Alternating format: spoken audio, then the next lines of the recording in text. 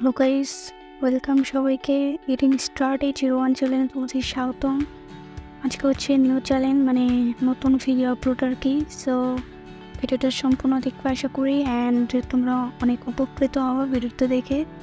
চলো তাহলে আজকে ভিডিওটি শুরু করি। আজকে আমরা যে বিষয়টা পড়বো সেটা হচ্ছে প্রথম অধ্যায়, প্রসঙ্গের মধ্যে থেকে যোগাযোগ করি।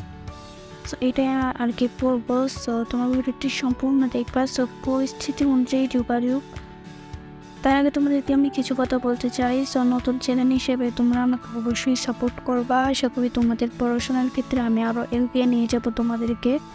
সো আমি একজন ছোটো মানুষ, তো আমাকে অবশ্যই সাপোর্ট করবা। সো চলো তাহলে ভিডিওটা শুরু করে, কথা বলবো না বেশি। দেখো, নিচে কয়েকটি পরিস্থিতি উল্লেখ আছে, ঠিক আছে? এইসব পরিস্থিতি কীভাবে যোগাযোগ করবে তা পরিকল্পনা করো এবং ভূমিকা অভিনয়ের মাধ্যমে উপস্থাপন করো। মানে নিচে কয়েকটি পরিস্থিতি আছে, সেগুলো আমাদের ভূমিকা অভিনয়ের মাধ্যমে উপস্থাপন করতে হবে। সো চলো নেক্সটে দেখি আমরা। এই যে পরিস্থিতি 1, এখানে দেখো কি বলা হয়েছে। এখানে আমরা একজন পরিষ্কার কর্মীকে দেখতে পাচ্ছি, অ্যান্ড একটি ছেলে দেখতে পাচ্ছ, মানে পরিষ্কার করতেছে আর সে নোংরা নিয়ে ক্লাসরুমে ঢুকছে, আর আরেকজন শিক্ষার্থী অবাক হয়ে তাকিয়ে নিচ্ছে। এরকম একটা বিষয় কিন্তু আমরা দেখতে পাচ্ছি। সো নেক্সটে আমরা এটা পড়ে দেখি আমার সাজেশনের সাথে একটু মিল আছে কিনা। দেখো, আজ তোমার একজন সহপাঠী ও তুমি সবার আগে ক্লাসে চলে এসেছ। সো ক্লাসরুম একটু আগে ঝাড়ু দেওয়া হয়েছে এবং মেঝেতে পানি দিয়ে মুছে দেওয়া হয়েছে, যা তুমি খেয়াল করনি। ভেজা মেঝেতেই তোমার জুতোর ছাপ পড়ায় বিদ্যালয়ের পরিচ্ছন্ন কর্মী ওই জায়গাগুলোতে আবার মুছে দিতে থাকলো। এই অবস্থায় তুমি তাকে কি বলবে এবং কিভাবে বলবে? সো এরকম একটা প্রবলেম হয়তো তুমি ফেস করছো। সেই সময় তুমি যে পরিচ্ছন্নতা কর্মীকে কি বলতে চাও, কি বলতে পারবা, সেটার অ্যান্সার স্ক্রিপ্ট আমরা কিছুক্ষণ পরে দেখব। তার আগে আমরা চলো ওই পরিস্থিতিগুলো একটু পড়ে নিই, ঠিক আছে?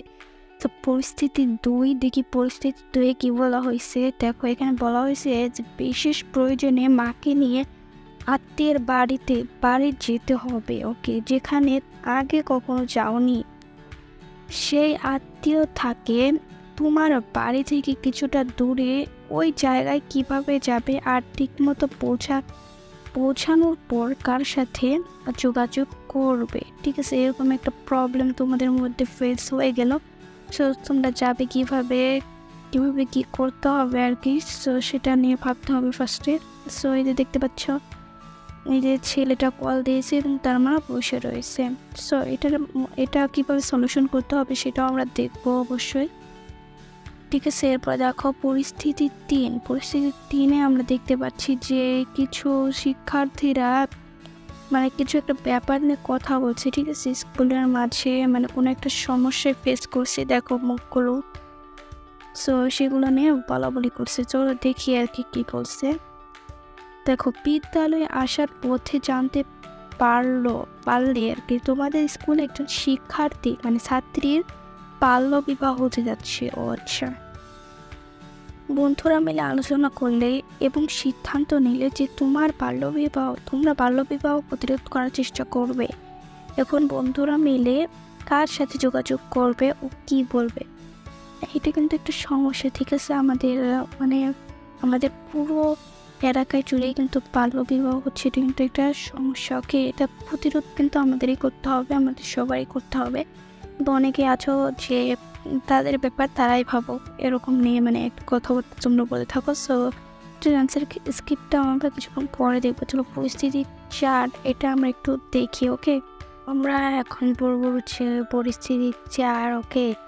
সো তার আগে তোমাদেরকে বলতে চাই, তোমাদের কাছে একটি আমার জন্য রিকোয়েস্ট থাকবে হচ্ছে চ্যানেলটিকে সাবস্ক্রাইব করে ভিডিওটিতে একটি লাইক দিয়ে দিও। এটাই হচ্ছে আমার তোমাদের কাছে রিকোয়েস্ট।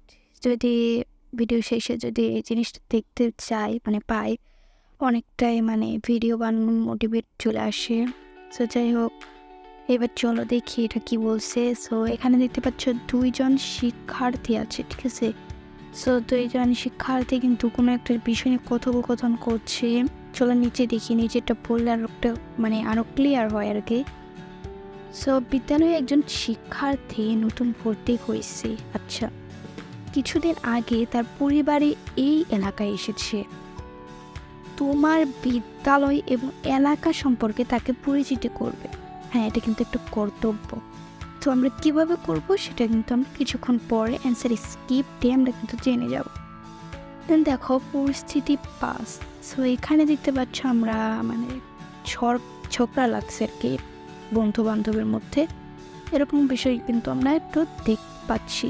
সো চলো দেখি এই বিষয়টা নিয়ে কি বলছে। দেখতে পাচ্ছ একটি বিষয় নিয়ে তোমার দুই বন্ধুর মধ্যে পার্থক্য হয়েছে এবং তাদের মধ্যে তর্কাতর্কি হচ্ছে। কিছুক্ষণ ধরে এই অবস্থা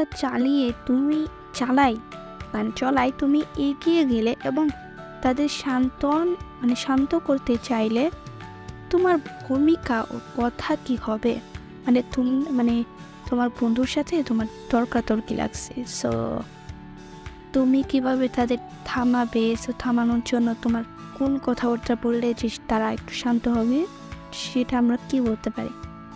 সো এইবার কিন্তু আমরা পরিস্থিতি 5টা কিন্তু আমরা পড়ে ফেলছি। এবার পরিস্থিতি 6 পড়ব।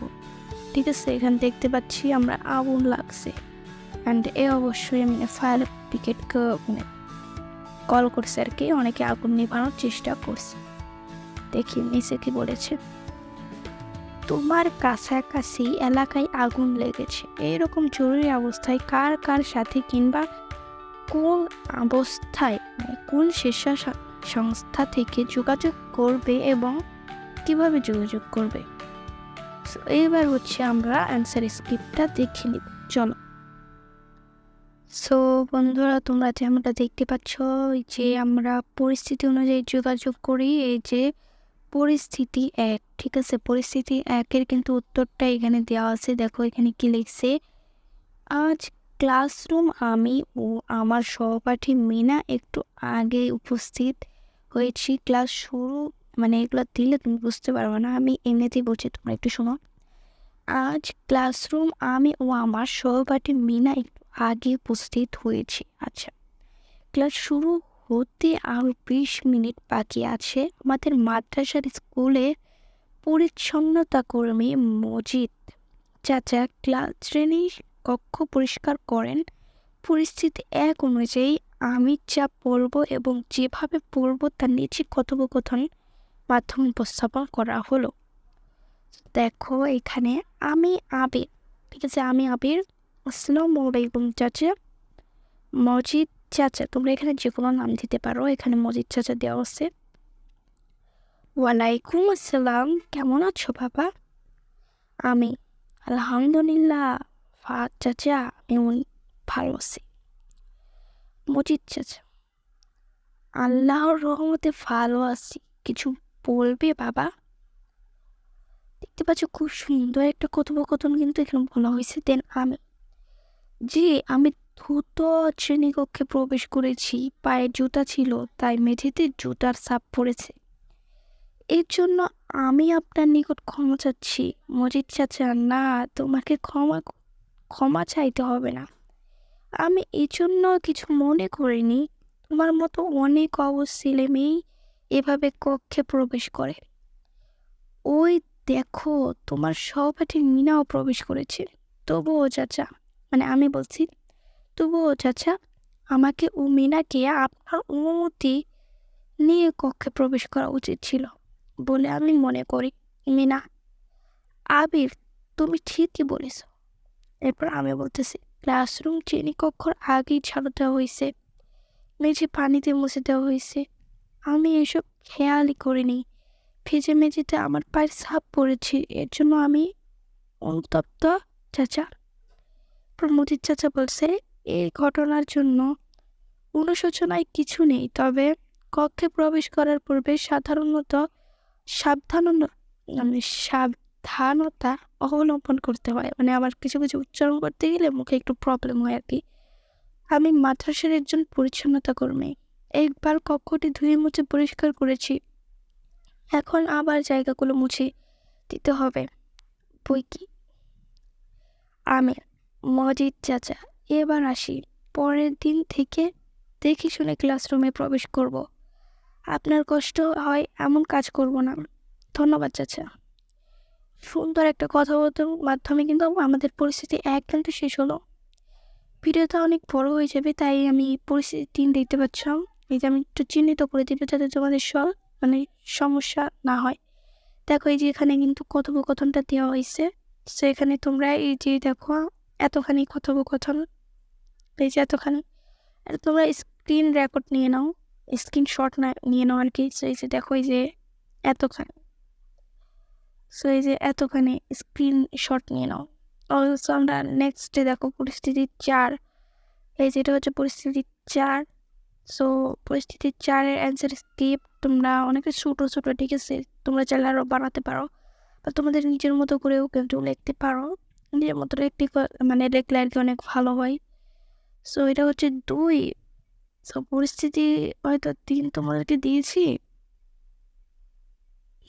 দাঁড়াও 1 সেকেন্ড। এটা হচ্ছে পরিস্থিতি 1। ওকে, পরিস্থিতি 1। সো পরিস্থিতি 1, পরিস্থিতি 2 কই? এই যে, সো গাইস তোমরা দেখতে পাচ্ছ যেমনটা পরিস্থিতি 2 আর কি নিচে দেওয়া হয়েছে। এই যে তোমরা এই যে এখান থেকে স্ক্রিনশটটা নিয়ে নেবে পরিস্থিতি 2। সো এখান থেকে নিয়ে নিবে স্ক্রিনশটটা, ঠিক আছে। আমি বলছি, সো এটার মানে হচ্ছে এটা কোনো কথোপকথন নাই, সেখানে উত্তরটাই যে এতখানি, সেজন্য এত বুঝতেছিলাম না। আর এটা হচ্ছে 3-এর, এই যে দেখো এই যে এটা 3-এর, ঠিক আছে। আর যা আছে সব ঠিকই আছে। তোমরা আশা করি বুঝতে পারছো। এই যে 4, এই যে এটা 4, পরিস্থিতি 4। সো এটার অ্যান্সার স্কিপটা এই যে এটা তোমরা আশা করি বুঝবা, ঠিক আছে। এটা হচ্ছে পরিস্থিতি 6। ওকে, পরিস্থিতি 6-এরও কিন্তু নেই, ডায়লগ নাই। এটা তোমরা এই যে এভাবে করে লিখবা, সুবিধা হবে তোমাদের। সো বন্ধুরা, যদি তোমাদের এই ভিডিওটি ভালো লাগে, সো ভিডিওটি লাইক করে দিও, চ্যানেলটিকে সাবস্ক্রাইব করে দিও। আমিও সপ্তম শ্রেণীর একজন স্টুডেন্ট, সো তোমরা আমাদের সাথে সব কিছুই শেয়ার করতে পারো, কোনো প্রবলেম নাই। সো নেক্সটে কী ভিডিও বানাবো তোমরা ওই কমেন্টে সাজেস্ট করতে পারো। আমার কোন বিষয়টি তোমাদের খারাপ লেগেছে বা কী উন্নত করলে তোমাদের পড়াশোনার স্কলটা আর কি আরও উন্নত হবে, সো তোমরা আমাকে সাজেস্ট করতে পারো। এই Study01 চ্যানেলটিকে তোমরা অবশ্যই সাবস্ক্রাইব করবা অ্যান্ড ভিডিওতে লাইক করবা। সাবস্ক্রাইব এবং লাইক করলে আমার মোটিভেশন হয় যে আমি নেক্সট ভিডিওটা খুব তাড়াতাড়ি দেবো, এরকম একটা। সো কয়েকদিন পরে আর কি স্কুল খুলে যাবে, সেই সময় ভিডিওটা হয়তো ভালোভাবে দিতে পারবো না। আজকের ভিডিও পর্যন্তই। আসসালামু আলাইকুম, বাই বাই শিক্ষার্থী বন্ধুরা।